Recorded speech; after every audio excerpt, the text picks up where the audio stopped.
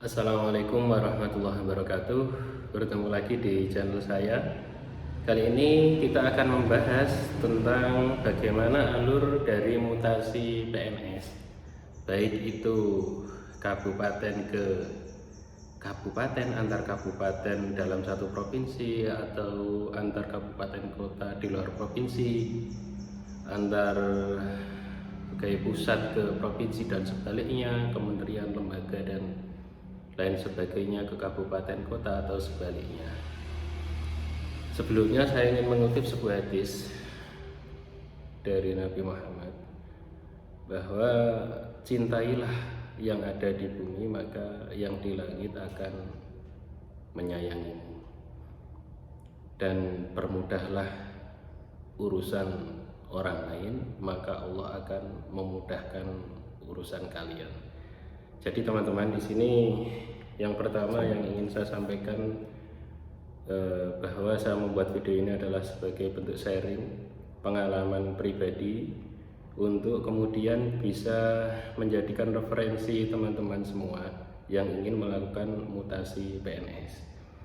Bahwa yang pertama ingin saya sampaikan sesuai dengan surat BKN nomor 39571-B/MP-04-SD-D/2022 bahwa mutasi PNS per 1 Desember 2022 bahwa berkas yang masuk di BKN per tanggal tersebut, maka proses mutasinya harus melalui aplikasi CASN, yakni Sistem Informasi ASN. Ya, ini adalah sistem yang dikembangkan oleh BKN untuk memudahkan kita secara paperless, jadi usulan-usulan bisa dilakukan secara online. Langsung saja, bahwa saya sendiri pengalaman pribadi pindah dari instansi antar kabupaten dalam satu provinsi. Nanti mungkin bisa menyesuaikan bila di luar provinsi atau pusat ke provinsi atau sebaliknya. Yang pertama yang ingin saya sampaikan bahwa saya sudah membuat sebuah rangkuman langkah-langkah untuk bisa teman-teman jadikan referensi. Yang pertama, bahwa tips untuk cepat melakukan mutasi yang pertama adalah koordinasi. Jadi teman-teman harus melakukan koordinasi baik di instansi tujuan, pemerintah kabupaten tujuan, dan pemerintah kabupaten asal. Itu harus melakukan koordinasi. Maksudnya apa? Bila teman-teman berprofesi sebagai guru, maka koordinasi ini harus secara intens, yakni misalkan kalau guru ya harus koordinasi dengan koordinator wilayah bidang pendidikan, dinas pendidikan, dan dengan BKD asal maupun tujuan. Itu harus terus berkoordinasi, ditanyakan sampai mana prosesnya. Kalau teman-teman tidak melakukan koordinasi dan berdiam diri, maka proses mutasi akan berjalan lama. Terus yang kedua, tips cepat mutasi adalah jemput bola. Maksudnya jemput bola bagaimana? Ya, kita harus aktif. Kita harus aktif. Jika kita aktif dan terlalu aktif, mungkin proses mutasi 1 bulan bisa selesai. Karena kan proses mutasi hanya mengumpulkan beberapa berkas ya. Kalau berkasnya segera dikerjakan dan tuntas, maka proses mutasi akan berjalan dengan cepat.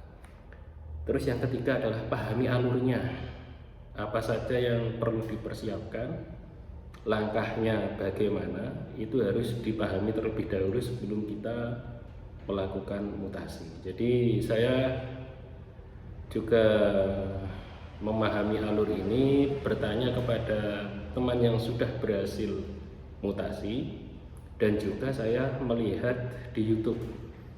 Di YouTube ada Zoom, di situ ada Zoom dari BKN. Saya amati di situ kan ada BKN mengadakan Zoom dengan lintas BKD nasional atau BKD provinsi dengan BKN dan lain sebagainya. Saya ikuti alurnya YouTube-nya yang terupdate. Jadi kita sebelum melakukan mutasi, sebelum melakukan kegiatan mutasi, harusnya kita pahami alurnya. Jadi kita bisa mempersiapkan semuanya secara cepat dan tepat, kemudian kita bisa mempersingkat waktu mutasi kita dan tidak terlalu berlama-lama. Terus yang keempat, bahwa kunci cepat mutasi adalah yang saya sebutkan tadi, bahwa konsultasi dengan teman yang sudah berhasil itu adalah kuncinya. Karena apa? Karena kita kan nggak kenal dengan pegawai BKD yang mana yang harus kita temui, di dinas pendidikan siapa, bidang apa, dan itu kan kita bisa tanya di teman yang sudah berhasil melakukan mutasi. Jadi itu kuncinya. Dan yang lebih penting lagi, bahwa alasan kita melakukan mutasi itu apa? Apakah ingin merawat orang tua, ingin dekat keluarga, ingin ikut suami dan istri, mendekati domisili supaya finansial lebih efektif dan pekerjaan lebih efektif. Jadi itu yang ingin saya sampaikan terkait dengan tips mutasi yang cepat. Untuk selanjutnya, bahwa langkah-langkahnya ini sudah saya bagi beberapa bagian. Yang pertama, langkah pertama yang harus dilakukan teman-teman berdasarkan pengalaman pribadi, yakni adalah rekom dari instansi asal. Misalkan teman-teman menjadi guru, maka teman-teman yang pertama adalah harus mendapatkan rekomendasi bahwa teman-teman disetujui oleh kepala dinas pendidikan asal. Itu yang pertama. Jadi sebelum kita berkoordinasi dengan BKD atau BKP SDM tujuan, yang pertama, agar tidak mubazir, kita harus mendapatkan surat rekomendasi disetujuinya kita untuk mutasi dari kepala dinas pendidikan asal jika teman-teman guru, karena kebanyakan profesi adalah guru yang ingin melakukan mutasi. Itu yang pertama. Jadi koordinasi dengan meminta rekomendasi dari kepala dinas pendidikan itu adalah langkah yang pertama. Karena apa?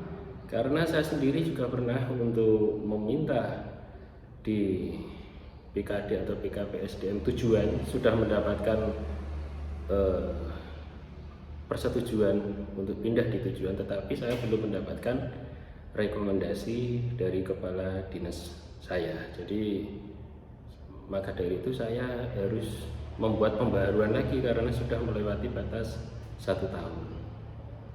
Jadi agar tidak mubazir untuk melakukan permintaan persetujuan di pemerintah kabupaten kota tujuan, langkah yang pertama adalah meminta rekomendasi dari instansi asal.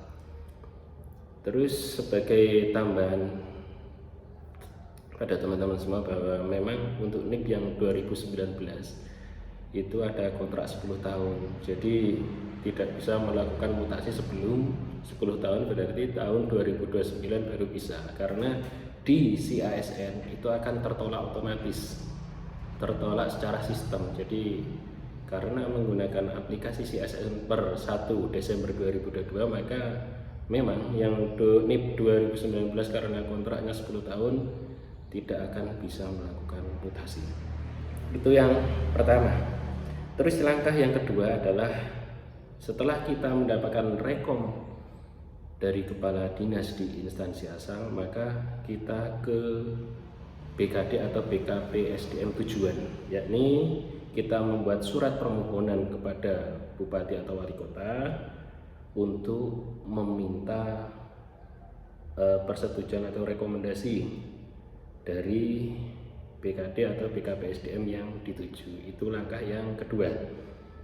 Terus yang ketiga langkahnya adalah setelah kita mendapatkan rekom dari instansi asal, kita mendapatkan rekom persetujuan dari BKD atau BKP SDM tujuan, maka langkah yang ketiga adalah melengkapi berkas. Kita kembali lagi ke instansi asal, kita melengkapi berkas, yakni lolos butuh dari instansi. Kita minta lolos butuh dari dinas pendidikan kalau kita sebagai guru. Yang kedua, kita minta surat pernyataan bebas hukuman disiplin dari kepala BKD atau BKP SDM di instansi asal, tentunya dengan pengantar dari dinas pendidikan. Pengantar dinas pendidikan memohon kepada kepala BKD atau BKP SDM untuk menerbitkan surat bebas hukuman disiplin. Terus ada lagi yang keempat, surat bebas dari tugas belajar. Nah, ini tugas belajar, kalau tidak sedang dalam tugas belajar, kita minta surat bebas tugas belajar dari kepala BKD atau BKP SDM. Atau yang kelima, kita juga harus meminta surat bebas temuan tanggungan dari inspektorat asal. Terus selanjutnya adalah rekom dari bupati atau wali kota asal kita untuk melepas. Jadi itu berkas-berkasnya. Terus yang perlu diketahui bahwa supaya kita tidak banyak revisi, bahwa surat bebas hukuman disiplin, surat bebas tugas belajar, dan surat bebas temuan atau tanggungan dari inspektorat itu tidak boleh PLT. Jadi kalau pada waktu kita melakukan pengajuan inspektorat dan kepala BKD ini diduduki oleh PLT, maka kita harus mencari tanda tangannya atas nama pejabat di atas jabatan pratama, yakni sekda. Yang bertanda tangan adalah sekdanya. Baik itu kalau inspektoratnya PLT, berarti surat bebas temuan harus ditandatangani sekda. Kalau surat bebas tugas belajar dan hukuman disiplin ini PLT, BKD, kepala BKD atau BKP SDM-nya PLT, maka yang bertanda tangan adalah sekdanya. Itu langkah yang ketiga.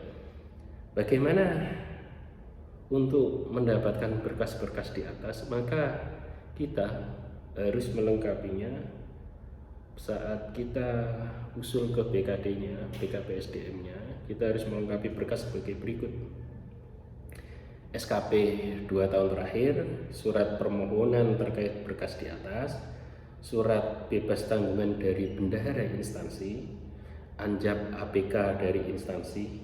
Apa itu anjap APK? Yakni analisis jabatan dan analisis beban kerja dari instansi kita. Kalau guru ya yang menerbitkan nanti dari dinas pendidikan.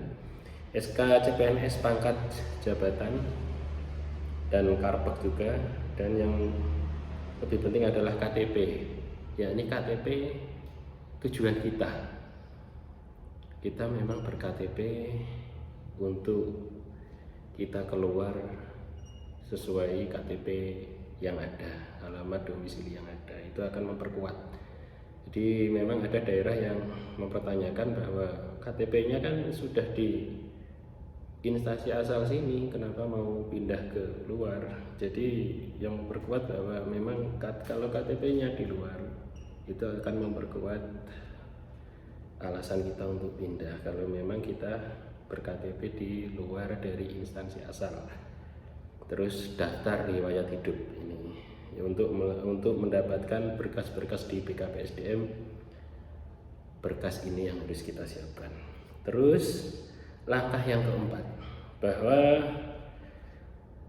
setelah kita mendapatkan berkas-berkas dari BKP SDM yang saya sebutkan tadi,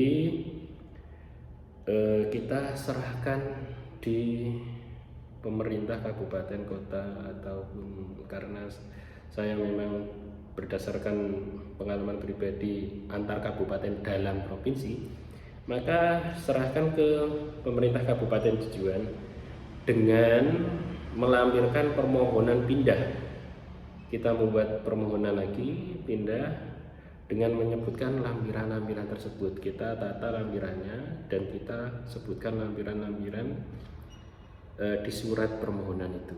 Jadi secara urut kita tuliskan lampiran apa saja yang kita lampirkan dalam surat permohonan yang kita dapatkan dari BKD atau BKP SDM asal, untuk nantinya dibuatkan nota usul dari BKD atau BKP SDM tujuan.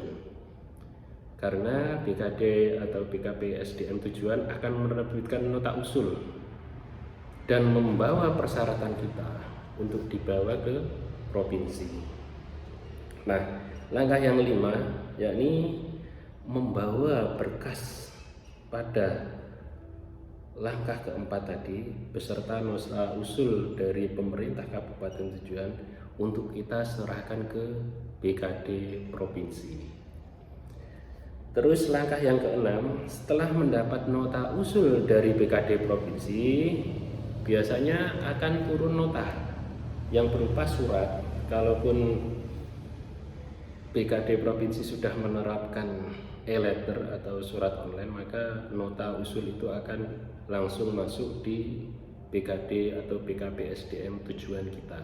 Jadi nota usulnya akan turun secara elektronik, biasanya seperti itu.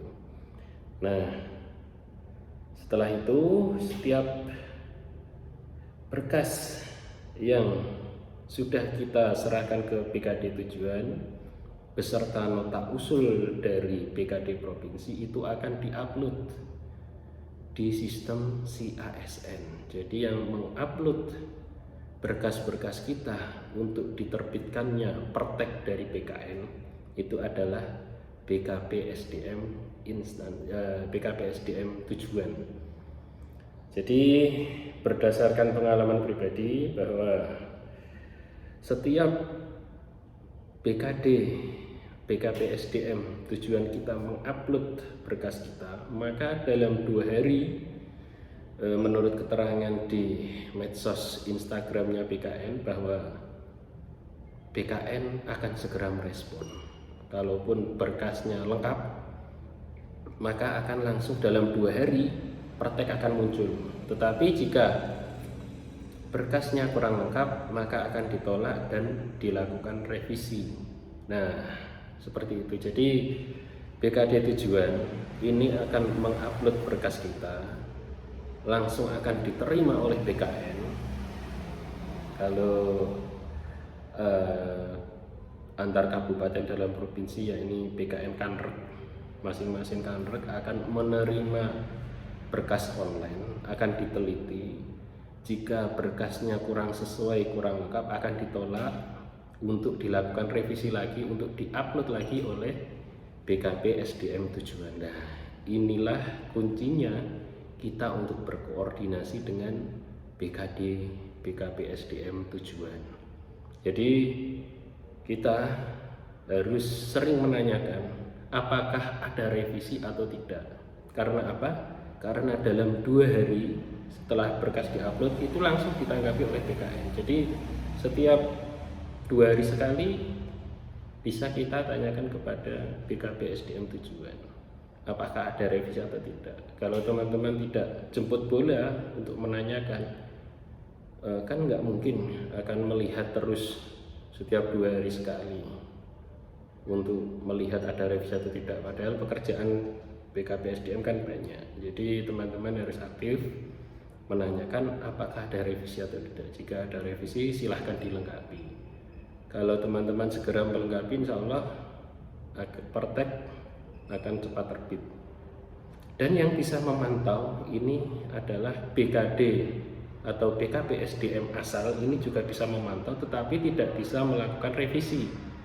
Yang bisa melakukan revisi adalah BKP SDM tujuan. Jadi kedua BKD asal dan tujuan ini bisa memantau, tetapi yang bisa merevisi, bisa mengupload ulang adalah BKP SDM tujuan. Itu. Terus berkas apa sih yang diupload? Ya, ini adalah yang pertama, ini berkas-berkasnya harus di PDF-kan. Yakni nota usul BKD provinsi ini dengan SK melepas BKD asal berdasarkan pengalaman pribadi. Nota usul BKD provinsi dengan SK menerima ya, SK melepas ya, PDF nota usul BKD provinsi dengan SK melepas ya, dengan SK menerima, maaf, PDF nota usul BKD provinsi dengan SK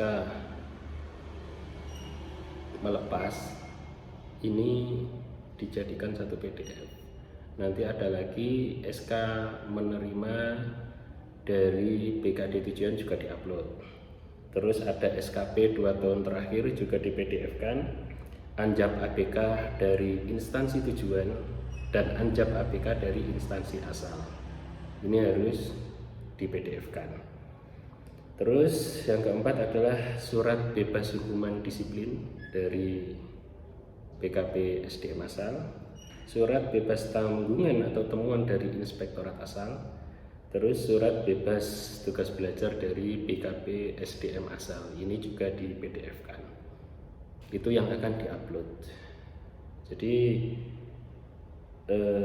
yang menjadi revisi saya kemarin bahwa Anjap APK instansi ini harus menyebutkan, dilampirkan kebutuhan dan kekurangan tentang jabatan yang kita ampu. Jadi itu harus disebutkan, dilampirkan kelebihannya berapa, kekurangannya berapa, itu harus dilampirkan dalam Anjap APK sebagai pertimbangan BKN untuk menerbitkan pertek atau pertimbangan teknis. Saran saya adalah pantau terus perkembangan si ASN baik dari BKD asal maupun BKD tujuan. Tetapi yang perlu digarisbawahi ya ini yang bisa melakukan upload dan revisi adalah BKD atau BKP SDM tujuan. Langkah yang ketujuh, setelah berkas lengkap maka akan diterbitkan pertek oleh BKN. Dan pertek ini dapat dicetak secara online karena sistemnya barcode. Yang bisa mencetak adalah BKD asal maupun BKP SDM tujuan. Langkah yang kedelapan, setelah pertek keluar, maka BKD provinsi akan membuatkan SK mutasi. Nah, ini kita juga harus sering menanyakan kepada BKD provinsi, kapan SK mutasi kita keluar, karena pertek kita sudah keluar dan itu kita harus menanyakan ke BKD provinsi. Setelah SK mutasi keluar, maka kita harus membawa SK mutasi itu kepada BKD asal untuk kita mintakan surat penghadapan. Kita akan dibuatkan surat penghadapan oleh BKD asal untuk kita bawa ke BKD tujuan dengan surat mutasi dari BKD provinsi. Ini yang kalau perpindahan antar kabupaten dalam provinsi yang menerbitkan SK mutasi adalah BKD provinsi. Kalau mutasi antar provinsi yang menerbitkan adalah Kemendagri, kalau tidak salah ya. Karena berdasarkan pribadi saya adalah antar kabupaten dalam provinsi. Jadi memang beda-beda. Kalaupun dari pusat ke provinsi itu yang menerbitkan SK-nya cukup dari BKN. Jadi mana yang atasan dari profesi PNS itu, itulah yang menerbitkan surat mutasi. Setelah langkah 10, setelah menyerahkan mutasi, surat SK mutasi dari provinsi dan penghadapan dari BKD asal, maka kita akan dibuatkan surat penghadapan oleh BKD BKP SDM tujuan untuk kita bawa ke instansi tujuan. Kalau guru ya kita akan dibuatkan penghadapan kepada dinas pendidikan. Terus langkah yang ke-11, kita akan membawa surat penghadapan beserta SK mutasi itu kepada dinas pendidikan untuk dibuatkan SPT dan SPMT, surat perintah tugas dan surat pernyataan melaksanakan tugas oleh kepala dinas pendidikan. Langkah yang ke-12, Jika kita mempunyai jabatan fungsional, kalau guru kan pasti mempunyai jabatan fungsional di instansi asal, maka kita harus membuat permohonan pemberhentian Jabfung juga. Itu yang langkah 12. Jadi kita minta kepada Kepala Dinas Pendidikan asal untuk melakukan permohonan pemberhentian Jabfung di BKD atau BKP SDM asal. Itu akan nanti diterbitkan STA pemberhentian Jabfung, karena sekarang sistemnya otonomi daerah. Jadi yang mengangkat sebelumnya adalah bupati atau wali kota asal, itu harus diberhentikan dulu, dan kemudian nanti akan diangkat kembali Jabfungnya di bupati atau wali kota tujuan. Terus yang langkah ke-13 adalah membuat permohonan SKPP, surat keterangan pemberhentian pembayaran gaji kita, di instansi asal untuk diberhentikan gaji. Tapi sebelum kita minta SKPP di Dinas Pendidikan asal, kita harus berkoordinasi dulu dengan bagian keuangan di Dinas Pendidikan tujuan agar tidak terjadi miss. Di sana sudah berhenti tapi di sini nanti belum dianggarkan atau macet pembayarannya. Tapi biasanya kalau macet akan istilahnya dirapel kalau memang masuknya telat. Jadi biasanya sampai tanggal 25 akhir bulan untuk penganggaran bulan berikutnya. Terus langkah yang ke-14, memasukkan SKPP dari yang kita dapat dari Dinas Pendidikan asal ke bagian keuangan instansi tujuan dengan syarat-syarat lainnya, ya. Yang ke-15, jika SK pemberhentian Jabfung sudah keluar, maka kita harus mengusulkan Jabfung baru atau SK pelaksana struktural di instansi asal. Kita tadi hanya mendapatkan surat penghadapan, tetapi kita juga harus mengurus surat penetapan di instansi tujuan. Jadi kita harus mendapatkan SK lagi untuk mendapatkan tunjangan-tunjangan yang dipersyaratkan, seperti itu. Terus langkah selanjutnya, jika kita sudah mempunyai SK jabatan di instansi asal, maka tunjangan bisa disesuaikan, baik TPP maupun yang guru sertifikasi akan bisa disesuaikan. Nah, ini catatan, kita harus memantau MAI SAPK kita. SAPK kita kan harus aktif, itu harus kita pantau. SKAPK ini normalnya harusnya berubah, misalkan sebelumnya tertera di kabupaten asal. Setelah SK mutasi dari BKD provinsi ini keluar, harusnya MAI SAPK ini sudah berubah otomatis, karena sistemnya online, sudah berubah otomatis menjadi pemerintah kabupaten yang dituju. Nah, jika belum berubah, ini segera koordinasikan dengan instansi tujuan untuk dilakukan usulan perubahan MAI SAPK. Karena kalau MAI SAPK kita belum berubah, maka kita akan terkendala dengan urusan kepegawaian, misalkan kenaikan tingkat dan lain sebagainya. Jadi kemarin MAI SAPK saya juga sedikit bermasalah karena belum berubah, maka saya koordinasikan dengan BKD asal, BKD tujuan, BKD provinsi, dan BKN itu sendiri. Alhamdulillah semuanya membantu, dan alhamdulillah dalam waktu seminggu MAI SAPK saya sudah berubah. Itu pengalaman pribadi tentang mutasi PNS terbaru dengan sistem CASN di tahun 2023 ini. Jadi kalau teman-teman masih bingung dan ingin menanyakan dan ingin dikirimi berkas langkah-langkahnya, akan saya kirimi. Insya Allah akan saya bantu. Seperti yang saya kutip di depan, bahwa siapa yang memudahkan urusan orang lain, maka akan dimudahkan urusannya oleh Allah. Jadi silahkan yang bertanya tuliskan di kolom komentar, atau yang ingin saya kirimi berkas langkah-langkahnya tuliskan emailnya di komentar. Insya Allah akan saya kirimi dan saya balas. Terima kasih. Ada lagi ya, memang ada beberapa kantor BKN yang mengharuskan untuk tukar. Bila mutasi ini kita melakukan mutasi harus ada barter ya, itu bisa menyesuaikan karena di grup FB juga banyak. Jadi memang untuk tenaga pendidikan dan tenaga medis ini sangat dibutuhkan, jadi harus melakukan barter dan kita harus menyikapinya dengan baik, atau kita cari informasi-informasi di media sosial siapa yang ingin barter dari mana ke mana.